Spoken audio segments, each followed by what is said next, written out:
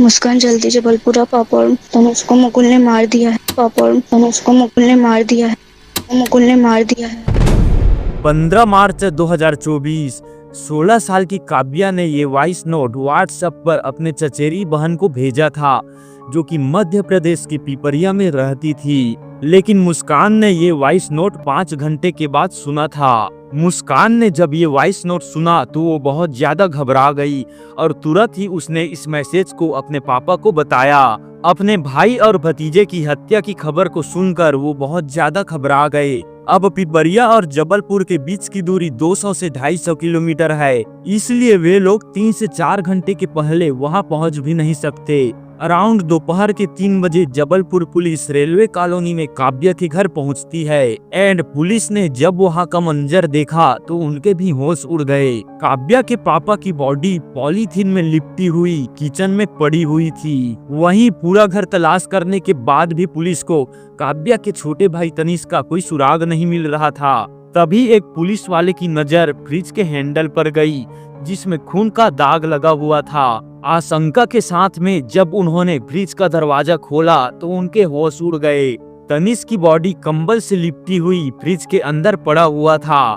बीते कई सालों से ऐसी खबर आती रहती है जिसमें डेड बॉडी को छुपाने के लिए फ्रिज का यूज किया जाता है। इस केस में जो कातिल था वो किसी शैतान से कम नहीं था, एक ऐसा शैतान जिसने 8 साल के मासूम को भी नहीं छोड़ा था। घर में मिले पिता और मासूम बेटे के डेड बॉडी से पूरे परिवार में हाहाकार मच गया।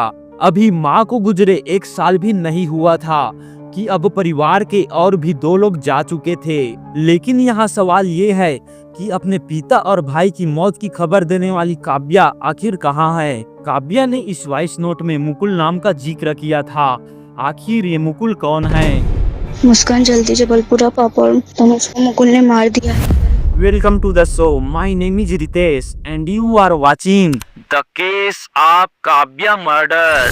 पुलिस ने जब मुकुल के बारे में छानबीन करना शुरू किया तो उन्हें पता चला कि 20 साल का मुकुल उसी मोहल्ले में रहता था। मुकुल को राजकुमार की बेटी काव्या के किडनैपिंग एंड रेप के केस पर पुलिस ने पास्को एक्ट के तहत जेल भेज दिया था। ये घटना 6 महीने पहले सितंबर 2023 की है।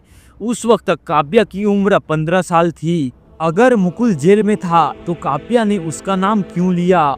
अब पुलिस के लिए पहला सवाल ये था कि कहीं काव्या के साथ कुछ अनहोनी ना हो गई हो। पुलिस ने घर के आसपास लगे सभी सीसीटीवी कैमरे का फुटेज निकालना शुरू किया एंड फुटेज कुछ ऐसे मिले जो किसी को भी हैरान कर सकती है।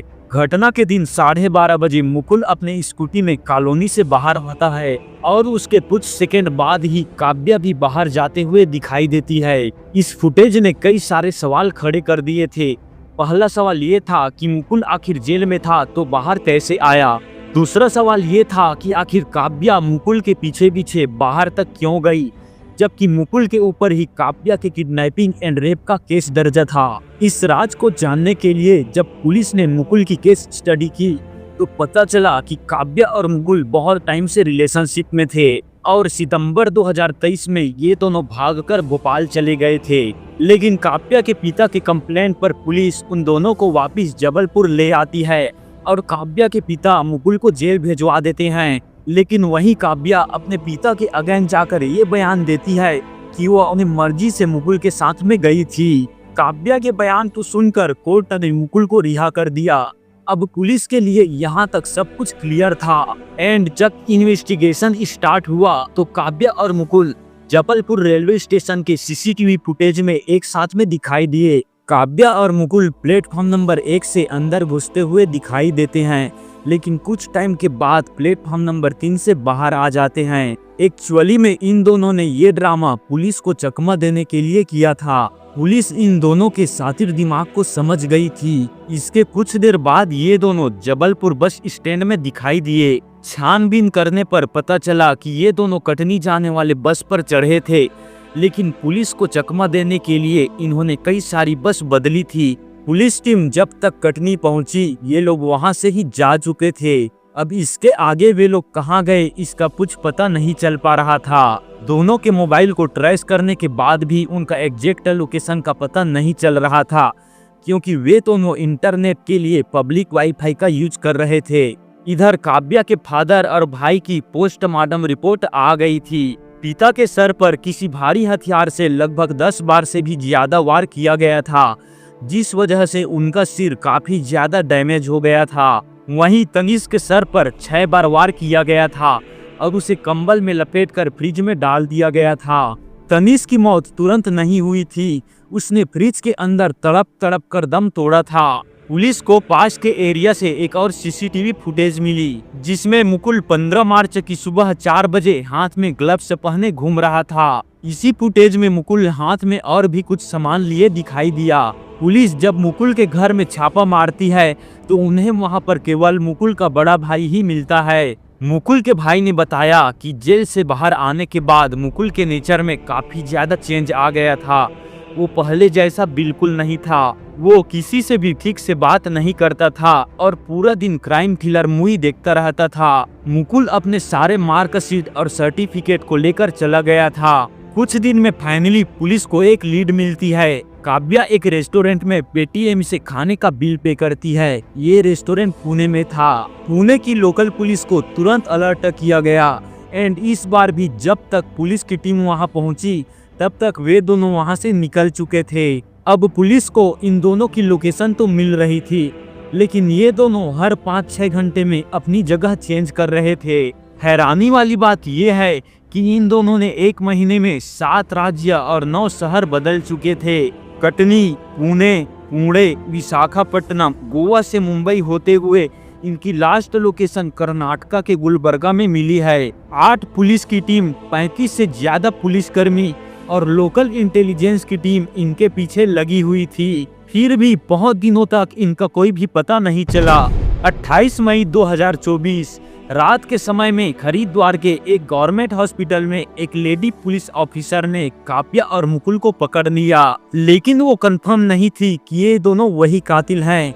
इसलिए उन्होंने आसपास के लोगों को बुलाकर इनसे पूछताछ शुरू किया। तभी मुकुल अपना सामान लाने का बहाना बनाकर वहां से फरार हो गया एंड 29 मई की सुबह काव्या को जबलपुर पुलिस स्टेशन ले जाया गया। पूछताछ करने पर काव्या ने बताया कि मेरे पिताजी हमारे प्यार के बीच में दीवार बन रहे थे, इसलिए हमने मिलकर एक प्लान बनाया। मुकुल ने गैस टॉर्च और 2 चॉपर नाइफ ऑनलाइन ऑर्डर किया और उन्हें यूज करने का तरीका सीखने लगा। फिर 15 मार्च की सुबह 3 बजे मुकुल सारा सामान लेकर काव्या के घर पहुंचता है। वे दोनों सुबह होते तक काव्या के रूम में रुके थे एंड सुबह के 4:30 बजे जैसे ही काव्या के पिता किचन में आते हैं तभी मुकुल ने कुल्हाड़ी से उनके सिर पर अटैक कर दिया। आवाज को सुनकर काव्या के 7 साल का भाई तनिष्क भी वहां आ जाता है और ये सब होते हुए देख लेता है, जिससे तनिष्क किसी को बता न दे ये सोचकर मुकुल तनिष्क के सिर पर भी अटैक कर देता है और उसके बॉडी को कंबल में लपेटकर फ्रिज में रख देता है। फिर मुकुल गैस कटर से पीछे के दरवाजे को डैमेज कर देता है ताकि पुलिस को लगे कि यहाँ कोई बदमाश घुस आया था। काव्या ने जो वॉइस नोट भेजा था वो भी इनके प्लान का एक हिस्सा था। 1 जून 2024 की रात को मुकुल खुद ही जबलपुर पुलिस स्टेशन आकर खुद को सरेंडर कर देता है। पुलिस का कहना है कि काव्या ने जिस तरह मुकुल का साथ दिया उस हिसाब से काव्या को भी एक एडल्ट की तरह सजा मिलनी चाहिए। मुकुल को जेल और काव्या को जुवेनाइल रूम भेज दिया गया। ऐसे ही किसी अनजान इंसान के प्यार में काव्या ने अपने ही पिता और अपने मासूम भाई की जान ले ली। हमारे बीच आए दिन ऐसे केस आते रहते हैं, आखिर कब तक ये सब चलता रहेगा? आप सभी लड़कियों से एक रिक्वेस्ट है कि किसी भी रिश्ते में आगे जाने से पहले थोड़ा रुक जाएं, थोड़ा वक्त लें, एक दूसरे को समझें, अपने घर वालों की बात मानें, क्योंकि हमारे घर वाले हमारे अच्छे के लिए ही बोलते हैं। तो ये था आज का केस। आप अपना ख्याल रखिए। मिलते हैं ऐसे ही नए केस के साथ। बहुत बहुत धन्यवाद।